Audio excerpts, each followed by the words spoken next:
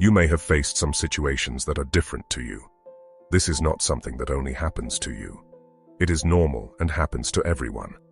Sadly, we tend to think that life should be full of only happy and enjoyable moments, fooling ourselves and creating a false reality. However, at some point, we will encounter situations that stress us to our limits. On the bright side, as human beings, we have the ability to adjust our emotions to some extent and manage hard situations with more effectiveness and less suffering. Despite having this capacity as humans, it doesn't mean it's an easy task. Throughout life, no one teaches us how to properly cope with our emotions, and that's why I'm making this video. Today, I will talk about temperance, one of the 4 historical virtues. To do this, I will tell you a story.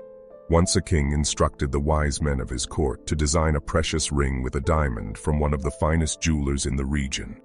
He wanted to hide some words inside the ring that could help him in tough times, a message he could read in times of despair. Moreover, he wished this message to benefit his future heirs and the children of his heirs. However, the message had to be small enough to fit on the diamond of his ring. All those who heard the king's wishes were great wise scholars who could have written long treatises, but having a message that consisted of only 2 or 3 words and fit on a diamond ring was a hard task. Nevertheless, they thought and searched in their philosophical books for many hours, yet found nothing that suited the powerful king's desires. The king had a beloved servant, a man who had also served his father and cared for him when his mother died. He was treated as family and respected by all.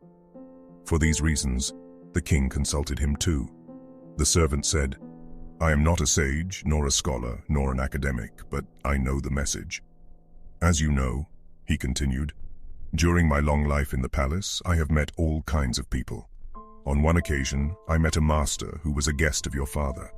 I was at his service, and when he left, I accompanied him to the door to thank him. As a gesture of gratitude, he gave me this message." At that moment, the elderly servant wrote the mentioned message on a tiny piece of paper, folded it, and handed it to the king, saying, "Do not read it now. Keep it hidden in the ring and open it only when you find yourself in a situation with no way out." It didn't take long for that moment to arrive. The country was invaded, and his kingdom was threatened. He fled on horseback to save his life, while his enemies followed him. He was alone, and the followers were many. At one point, he arrived at a place where the path ended, and before him there was a cliff and a deep valley. Falling would be fatal.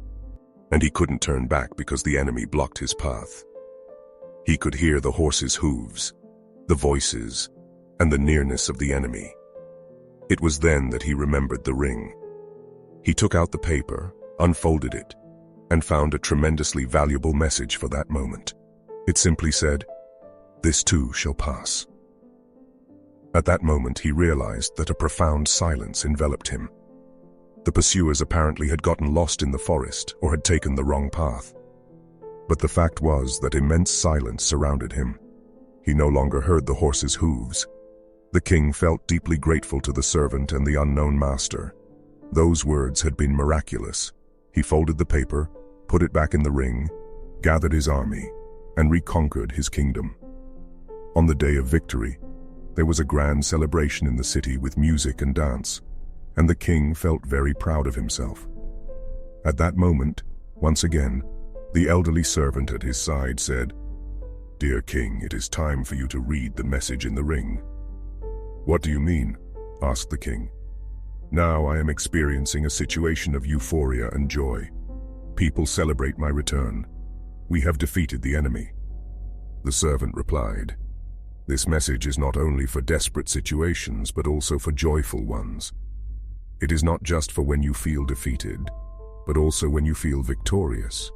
It is not just for last moments, but also for first ones." The king opened the ring and read the message. "This too shall pass." Once again he felt peace within himself amidst all noise from people celebrating around him. But pride and ego had vanished. The king fully understood the message. The bad is as transient as the good. The elderly servant continued, "Remember that everything passes. No event or emotion is permanent. Just like day and night, There are moments of joy and moments of sorrow. Accept them as part of the duality of nature because they are the very nature of things. One of the keys to mastering our emotions is to understand and remember that what we are feeling at this moment will not last forever. Do you know anyone who has never experienced happiness, or someone who has never felt sadness? In both cases, those emotions do not last permanently throughout life. Good and bad things happen. When going through a sad moment, it helps to accept and understand that sadness will pass. Acceptance is not resignation, passivity, or agreement with what is happening. It is simply acknowledging that many things that happen to us are beyond our control. Acceptance leads us to proactivity, making us aware of whether we can do something or change our situation.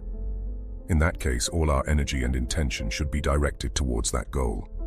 When we accept something, we are more capable of moving forward. Similarly, we shouldn't get carried away in moments of happiness. It's fine to enjoy them, but in moderation, without letting the euphoria make us forget that those moments will also pass. People who forget this are never prepared to face difficult situations in life. They live in a bubble that will eventually burst. Stoicism teaches us to enjoy the moment but never forget the reality of life. Just as we suffer in difficult situations but do not let ourselves be consumed by uncontrolled sadness, this is temperance. The story I mentioned earlier only addresses two emotions, joy and sadness. However, temperance is applicable to any emotion. No emotion becomes positive when taken to the extreme. On the other hand, practically any emotion, when managed in moderation, can bring something positive. Even negative emotions, when controlled with temperance, allow us to obtain valuable lessons for our lives. In the words of Seneca, temperance is a virtue that consists of mastering and moderating impulses and desires so that they do not lead us to excess or deficiency. In the words of Epictetus, temperance is a pleasing harmony of feelings resulting from a life in which desires are controlled and reason is the guide. And in the words of Marcus Aurelius, temperance is the virtue that helps us govern and direct our passions and desires, avoiding extremes and maintaining a balanced and moderate life.